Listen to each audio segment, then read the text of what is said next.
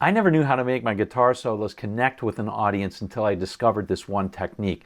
Now, sure, I knew my scales and arpeggios, but I just kind of noodled around. Well, today I'm going to take you through a famous solo that's perfect for putting all of it together. When I was a fledgling guitarist, a long time ago now, I got serious about learning guitar. Inevitably, that led me to learning about scales. First the minor pentatonic, then the major scale, and even the modes. But even though I learned a lot, my plays still sounded kind of random, especially when I improvised.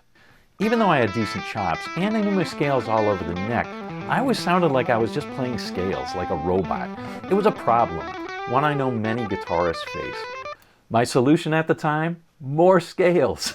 But lucky for me, fate intervened. One of my favorite albums as a kid was Bob Seger's Night Moves. It was one of the first albums I bought myself, and as a native Detroiter like Bob Seger, I still love it. It has songs like Night Moves and Rock and Roll Never Forgets. But the song that captured my attention guitar-wise was Main Street. Of course, everyone knows that iconic guitar intro played by Pete Carr of the famous Muscle Shoals rhythm section.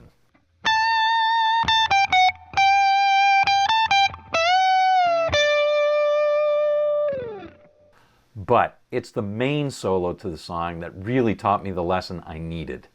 Now, before learning a solo, it's always important to know the chords you're playing over.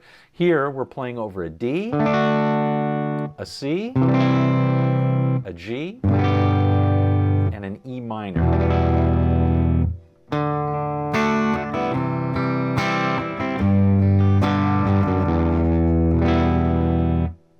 Now, the chord sequence D, C, G, and E minor is played 4 times in the solo section, and the last time it doesn't end on D, but it ends on B minor. Now, all of these chords, D, C, G, E minor, and B minor, are all in the key of G, with the home base being D or the last time B minor.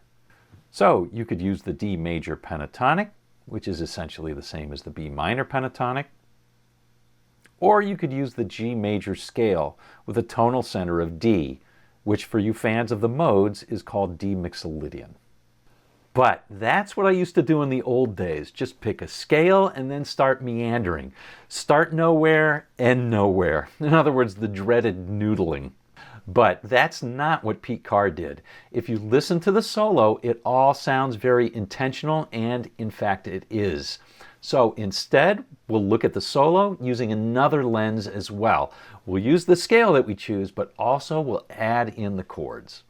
We could choose the G major scale / D mixolydian mode, but let's keep it simple for today and use the D major pentatonic / B minor pentatonic.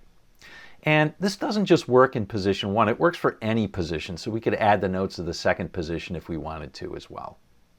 Now, we'll do something very simple that few people bother to do, but it's totally worth it. We're going to envision putting the chords in the scale. Now, this may seem difficult, but it becomes easy once you do it once or twice. It's really not that hard. And there's a secret I'll share with you at the end of the video, so make sure to watch. So, here's the D major pentatonic. Now, here's the first chord, D. Fits right in there. Here's the second chord, C. Note that the C and G notes aren't in the scale. That's okay. Here's the G. And here's the E minor. Very similar to the G major chord. And we could do it for position 2 as well.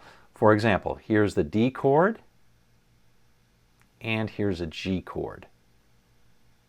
So what does this do for us? Well, it shows us where to end our lines, where to resolve things so we don't sound random. It's kind of like putting a period on the end of a sentence. It makes things understandable for the listener. Let's see how Pete Carr did it in his awesome solo. Here's the first run through the chords.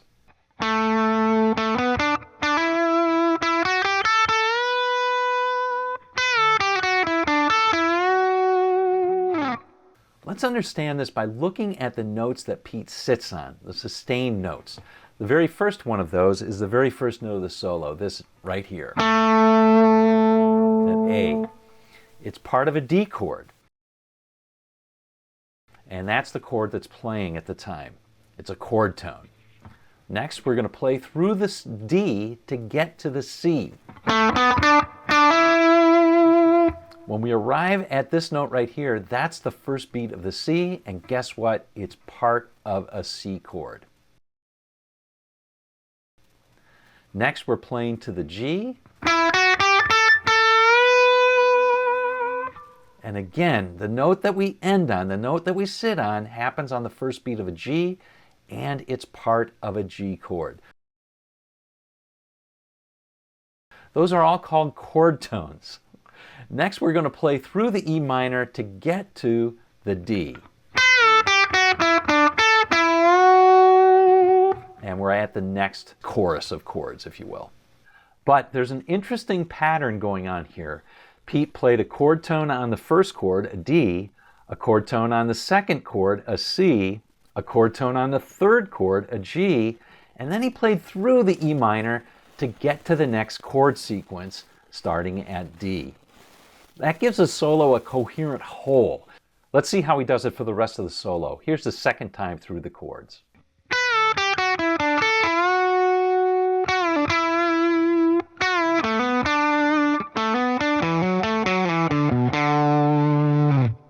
All right, that first line plays through E minor to get to a D. That first note that we sustain on is an F sharp. That's part of a D chord.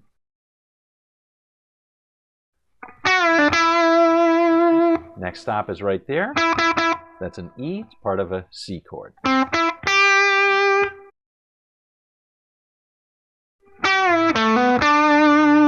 That note right there is part of a G chord.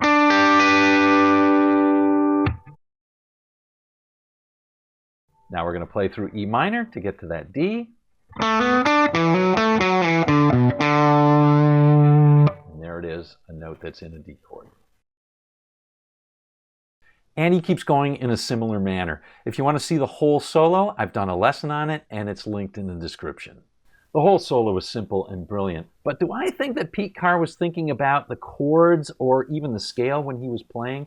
No way. I think he was using his ears. But that's the secret. Do this a couple of times over some famous solos and you'll notice two things. Number one, great solos use chord tones. And number two, your ears start to sink in with the chords that are being played. But if you want to jumpstart your chord tone soloing, you've got to see the chords quickly. The best way to do that is through triads. You can get a free triad roadmap by clicking on the link in the description to this video. So go ahead and click on that. Enjoy the free roadmap. I'll see you in another video, and I'll see you on down the road.